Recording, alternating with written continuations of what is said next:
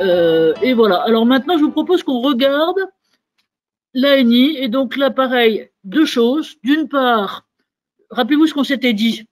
C'est qu'en octobre, on avait encore les partenaires sociaux avant Stataton. Et donc, manifestement, au sein du COC, ils n'arrivaient pas à se mettre d'accord. En novembre, rappelez-vous, alors j'avais réussi, je ne sais pas par quelle voie du Seigneur, à pirater le projet quand on l'avait regardé, mais coup de trompette, le texte a été formalisé dans la nuit du 9 au 10 ou du 8 au 9, ils sont enfin mis d'accord, et cet accord s'appelle National interprofessionnel pour une prévention renforcée et une offre renouvelée en matière de santé au travail et conditions de travail, et donc vous avez jusqu'à tout à l'heure pour le réciter à l'envers, et il fait donc 27 pages. Alors, ce que je propose, c'est peut-être à notre président qui veuille bien nous le commenter. Donc, vous l'avez dans l'espace, globalement dans l'espace cercle au complet. Vous pouvez donc allez-y avec vos codes et machins, vous rentrez dedans, mais vous pouvez le regarder de près. Alors, pour les paresseux, j'ai mis en tête de la revue de presse là-dessus l'article meilleur. Et comme toujours, je vais dire que j'ai pas d'action aux éditions législatives, mais c'est toujours extrêmement bien fait. C'est des juristes intelligents et synthétiques. Voilà, c'est plutôt bien fait. Alors, je vais couper mon micro. J'espère que ça va pas faire trop d'interférences parce que je comprends pas pourquoi ce bidule continue à. Avec cet accord, il faut d'abord saluer, si je puis dire, le fait que patronat et syndicats ont pris les choses en main pour réécrire de façon un peu plus moderne ce qu'ils veulent en matière de santé et sécurité au travail, avec l'État qui surveille ça naturellement du coin de l'œil. Mais c'est bien que les partenaires sociaux aient enfin réussi à écrire quelque chose qui comporte des, j'allais dire, des avancées de principe. D'abord, le fait qu'on mette la prévention en exergue est bien. Et puis, quant aux avancées de principe, je dirais qu'il y a une bonne prise en compte des risques, une vision. Est-ce que je peux vous demander pour éviter d'avoir de l'écho? Oui. Excusez-moi, hein, mais c'est un peu orthopédique, mais vous avez raison. Merci. Il y a une vision du risque avec un coup de chapeau important à donner au document unique et à son importance. Il y a une vision de l'importance de la formation. Il y a de longs paragraphes sur la désinsertion et sur la qualité de vie, la prise en compte des risques psychosociaux, enfin toute l'évolution de ces 15 dernières années qui semble être, si je puis dire avec un mot comme ça, adressée tout au moins dans leurs principes.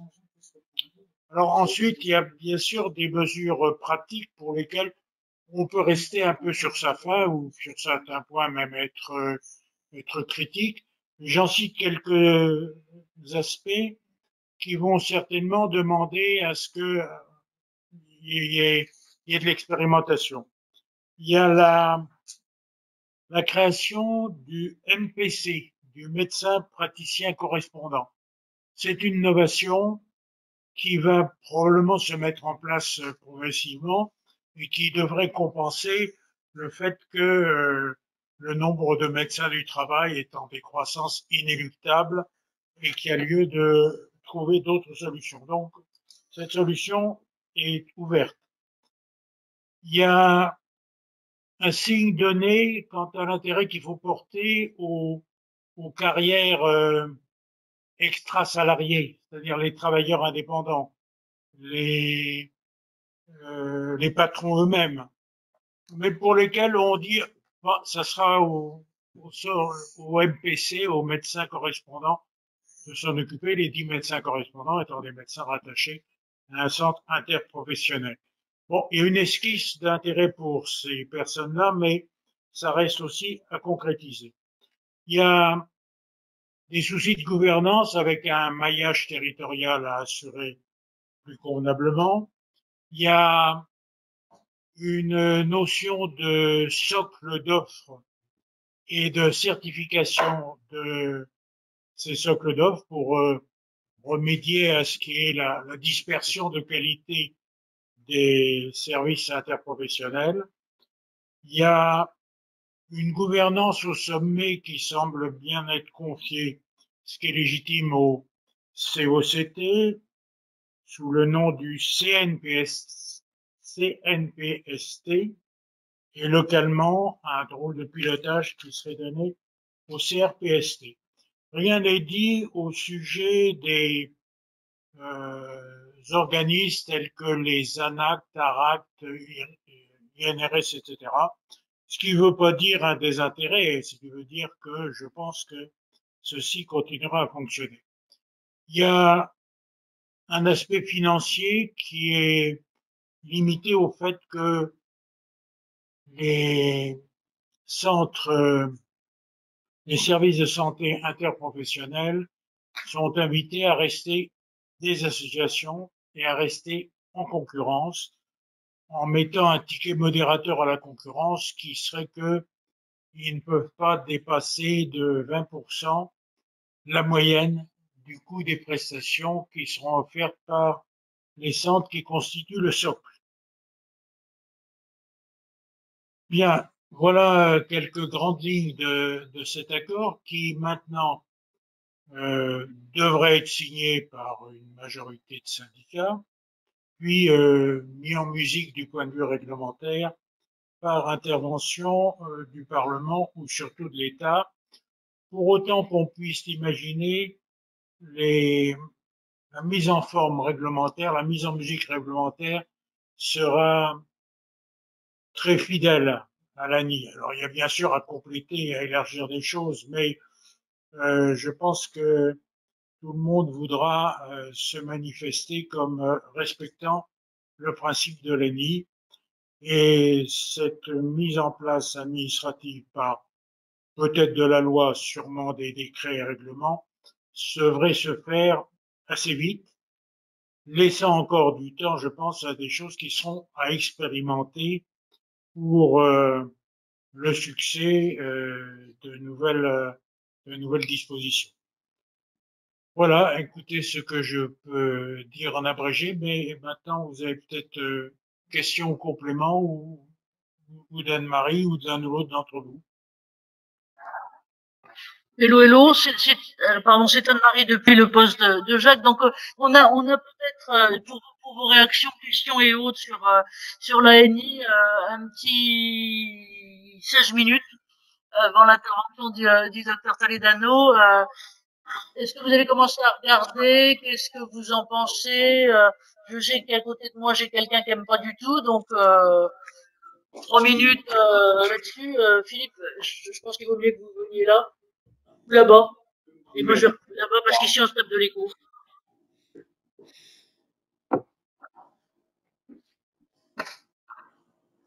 C'était entré en scène, là, c'est bien. Oui, oui, c'est un petit peu ça. Pardon, président, merci. Par où, là, non? En français. Voilà. Merci. Oui, bonjour à tous. Effectivement, donc Philippe Ginoux, j'ai travaillé pendant plus de 10 ans dans la santé au travail. Cet accord m'apparaît être un accord de convenance entre le patronat et les syndicats de salariés pour éviter que les politiques ne s'emparent du sujet. J'en dirai pas plus, mais ce qui est sûr, c'est que je n'y note pas d'évolution sensible, si je puis dire. On garde la commission de contrôle, on garde les gouvernances, on garde le mode de fonctionnement. Ça m'apparaît, si vous voulez, être un accord de convenance entre patronat et syndicat. Voilà, j'en dis pas plus et je vous laisse la parole pour pouvoir échanger avec le président et Anne-Marie.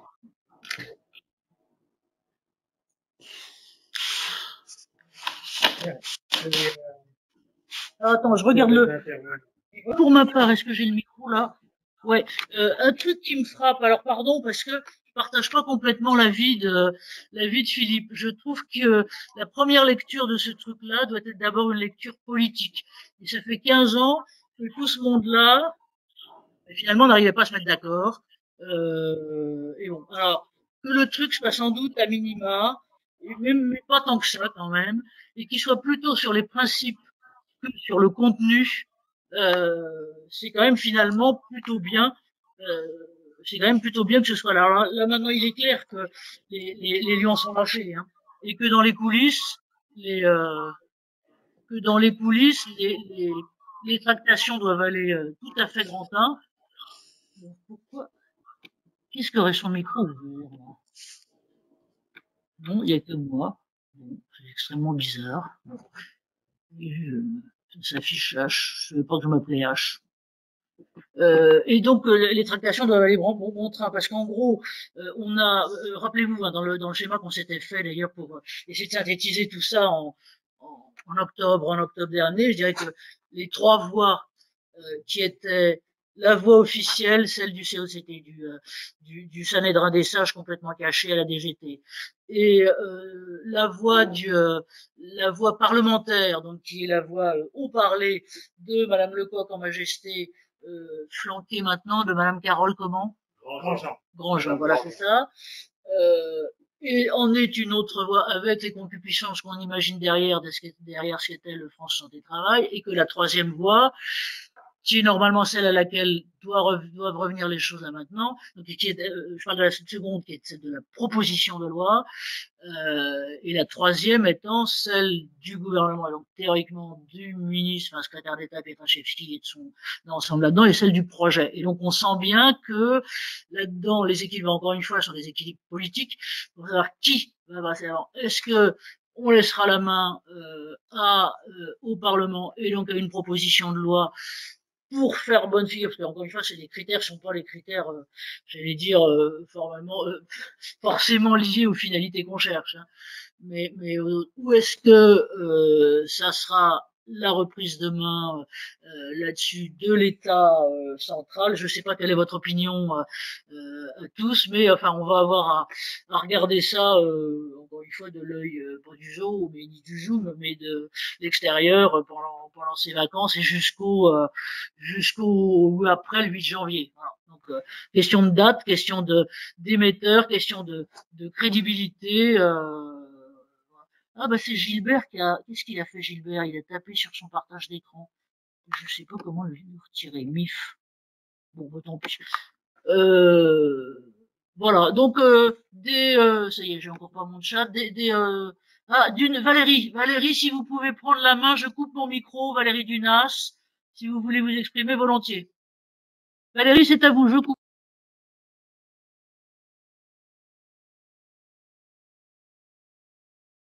Est-ce que vous m'entendez? On vous entend. Parfait. Bonjour à tous. Mais alors effectivement, on peut être partagé sur ce qui est proposé sur l'ANI. Moi, il y avait quand même trois ou quatre points que je trouvais assez intéressants, notamment pour les salariés et l'entreprise. C'est l'axe prévention. Proposer un passeport de prévention plutôt que d'avoir des actions de prévention à tout va, sans continuité et sans vraiment, je dirais, être dans un plan de formation et de prévention pour les salariés. Je trouve que c'est important et intéressant. Ça permettra d'avoir une trajectoire à suivre, parce que quand on interroge les salariés sur les actions de prévention dans les entreprises, ils sont à peu près 30% à dire ah oui, je crois qu'on a fait quelque chose, mais je sais pas vraiment quoi. Vous interrogez les DRH de l'autre côté qui, eux, ont l'impression de dépenser une énergie et un budget incroyable dans la prévention. Ils sont à 70% quand même à dire oui, on a fait des actions de prévention, donc on voit bien l'écart. Mais finalement, à faire du saupoudrage, on a du mal à retenir et surtout à ce que les gens intègrent finalement ces actions de prévention. Le document unique avec une traçabilité pour pouvoir effectivement voir les évolutions, ça me semble aussi une bonne base, même si effectivement le DU est pas nouveau, hein, bien sûr, le DURP, il y a rien de nouveau, mais je pense qu'on essaie d'accentuer et surtout le fait de digitaliser aussi certains documents, permettent aussi d'avoir une traçabilité et de pouvoir aussi avoir un suivi, une continuité. Et je pense que aussi côté médecin du travail, d'avoir ce document et d'avoir la traçabilité des années antérieures de manière un peu plus numérique, ça peut être, je pense aussi intéressant, et pour les infirmiers de santé au travail aussi.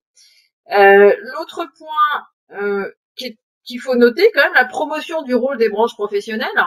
On sait bien que dans le BTP, dans la chimie et dans tous des secteurs un peu particuliers, les risques sont pas du tout les mêmes, et de mettre en avant les branches avec des spécificités, je pense que c'est vraiment important aussi. Et un autre axe qui est de promouvoir une qualité de vie au travail en articulation avec la santé au travail. Ça me semble aussi intéressant parce qu'aujourd'hui, quand on parle de QVT, et depuis quelques années, on a vu, je dirais, une flambée des baby-foot arriver dans tous les open space possibles, à part avoir, je dirais, des poignées foulées, je ne suis pas sûre que ce soit vraiment un axe qui permette d'avoir une amélioration significative de la qualité de vie au travail. On est vraiment sur du gadget. Et avoir intégré la qualité de vie au travail avec la santé au travail, moi, ça me semble intéressant du point de vue, on va dire, RH et collaborateur, et d'avoir, je pense aussi, une vision un petit peu plus professionnelle, je pense, de la qualité de vie au travail, liée à la prévention, et le fait que on puisse demain nommer les services de santé au travail, services de prévention santé au travail. Voilà, c'est mettre vraiment la prévention au cœur du sujet, et ça me semble vraiment important et intéressant, et c'est aller de l'avant. Si on peut y mêler tout ça un peu d'innovation technologique, eh bien je pense que effectivement on aura une belle avancée sur la santé au travail. Voilà. Merci. Merci Valérie. Je vais passer la parole 30 secondes à mon président. Non, mais merci Valérie, parce que vous soulignez des points importants sur lesquels il y a des perspectives fortes, je dirais, qui sont ouvertes. Il y a des moyens, il y a l'idée de passeport, il y a une meilleure traçabilité, il y a l'implication dans la qualité de vie. En même temps, on souligne ça, ça permet de dire la suite va dépendre un petit peu de comment c'est mis en musique. Et bien sûr. Je pense que nous avons tout intérêt à souligner que cet accord est un succès, parce qu'il faut que ça s'enchaîne avec une mise en application qui reprenne bien toutes les chances qui sont données par ce texte. Tout à fait. Merci Valérie. J'en rajoute sur le bien des 3 points que vous avez soulignés. L'idée du passeport prévention, qui était, je crois, depuis longtemps un truc qui n'était pas emporté par les CPME et plutôt par les petites entreprises, c'est une chose qui est effectivement très importante à titre d'unification. L'autre chose sur les branches aussi, alors c'est marrant parce que ça a été une espèce de Loch Ness qui surgissait et désurgissait au fil des choses, et sur lequel il y a beaucoup à dire. Donc dans la dernière version, ça avait un peu disparu. Là, c'est revenu. Je pense que c'est effectivement une très bonne chose de pouvoir avoir. Là aussi, je pense que c'est un effet des petites entreprises, de la CPME aussi là-dessus, puisqu'il soulignait l'importance des actions sectorielles. Donc bravo. Merci aussi, comme aurait dit les marxistes dans mon jeune temps, de remettre la dialectique sur ses pieds, et la prévention et la santé là où elle doit être, et surtout la qualité de vie au travail là où elle doit être, et dans la prise en compte de la santé, et pas dans les gadgets. Donc bravo. Alors je crois que un autre Philippe avait aussi envie de parler. Philippe, c'est à toi, tu veux bien? Bah oui, je veux bien. Merci de me réaccueillir. Je suis resté longtemps silencieux, mais on a eu un peu de boulot quand même avec la crise sanitaire. Moi, je vais faire une lecture un petit peu différente. Donc, je suis coordonnateur des services de santé de la Poste, donc un très gros service. Et en fait, j'en fais une lecture côté plutôt médecin du travail. Plusieurs points. Alors, cet accord, il dit beaucoup de choses très intéressantes. Après, jusqu'où il ira dans la mise en œuvre, ça reste toujours à voir. Je pense qu'il y a un point important quand même. Les mots ont leur sens. Hein. Moi, je me rappelle de 1989, quand, je crois que c'est en 89 d'ailleurs, quand les services de médecine du travail sont devenus des services de santé au travail. Certains ont pensé que c'était juste un changement de mot, mais c'était beaucoup plus profond que ça, même si on n'est pas allé jusqu'au bout de la pluridisciplinarité telle qu'il pouvait être prévue à l'époque. Moi, quand je le lis, je me dis, il y a plein de choses qui sont en train de changer, sûrement dans le bon sens d'ailleurs. Parce que même si on rappelle l'intérêt que portent les entreprises à avoir un médecin du travail, moi je trouve qu'on en parle de moins en moins, que toute la partie documents uniques et autres repose beaucoup sur les préventeurs. C'est peut-être d'ailleurs pas une mauvaise chose, mais ça suppose une montée en compétences.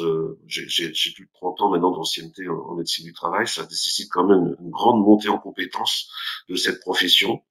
Et ça, je pense que c'est un des grands enjeux qui viennent. On voit bien que les médecins du travail sont en voie de disparition. De plus en plus, alors il y a eu d'abord des visites qui ont été confiées aux infirmières et qui se passent plutôt bien, même si parfois difficile à mettre en œuvre, et là aussi il y a besoin de monter en compétences. J'ai cru voir une tentative de la MSA là, de façon provisoire de tenter de faire une expérimentation même pour le suivi individuel renforcé dans certains cas par les infirmières. Et puis quand je vois qu'on veut donner certaines activités aux médecins praticiens, pour être quand même en relation avec des médecins généralistes de façon proche. Je pense que ça s'est fait sans concertation avec les syndicats des médecins généralistes, qui d'ailleurs n'en veulent pas. D'ailleurs, je me demande quelles compétences ils peuvent avoir en santé au travail, c'est quand même des métiers très différents. En revanche, je pense, et on a travaillé pendant très longtemps avec d'autres personnes, je pense que il faut absolument, dans tout ce qui est maintien dans l'emploi, lutte contre la désinsertion professionnelle, qui est vraiment des collaborations très étroites entre médecins du travail, médecins traitants, médecins des régimes de sécurité sociale, parce que là, c'est quand même des gros problèmes à gérer. Et je pense que l'idée de travailler par bassin d'emploi, comme c'est signalé, est une très bonne chose. Donc, je pense qu'il y a des choses très bien. Jusqu'où ils iront, parce que ça fait quand même un certain temps qu'on attend des montées en compétences d'un certain nombre de personnes. Mais je pense que c'est une évolution profonde aussi de la médecine du travail, sachant que les médecins du travail sont une espèce en voie de disparition, que ça s'arrangera pas de toute façon, et ça nécessiterait, c'est ce qu'on fait nous à l'intérieur du groupe La Poste, et c'est pas si évident que ça, parce que la législation ne nous aide pas à ça. Là, je pense qu'on verra ce que Madame Lecoq va donner, mais je pense que ça ira pas assez loin de toute façon.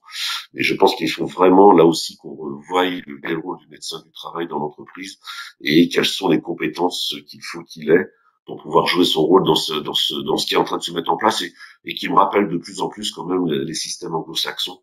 J'étais à l'AICO en Irlande il y a quelques années pour voir, il y a 2 ou 3 ans, pour voir un peu comment fonctionnaient les systèmes anglo-saxons.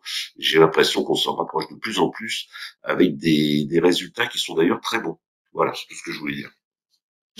Merci Philippe, de cette intervention, et je crois qu'effectivement les modèles sont en train de changer. Alors si je peux me permettre, pardon, parce que il y a une obsession assez réussie de sa part de la présence de Madame Lecoq. Il n'y a pas qu'elle. Même si elle est tout à fait intéressante et qu'elle a contribué à donner des grands coups de pied dans la fourmilière, on va voir, mais je pense qu'effectivement les danses vont commencer, si je peux me permettre, et de notre part aussi. Je pense qu'on va se rapprocher à nouveau du cabinet de Pietraszewski, parce que la main sera quand même globalement chez lui. Et voilà. Alors simplement, il est 10h59, donc si vous voulez bien, je vous propose qu'on reprenne la suite de nos débats sur l'ANI un petit peu plus tard, pour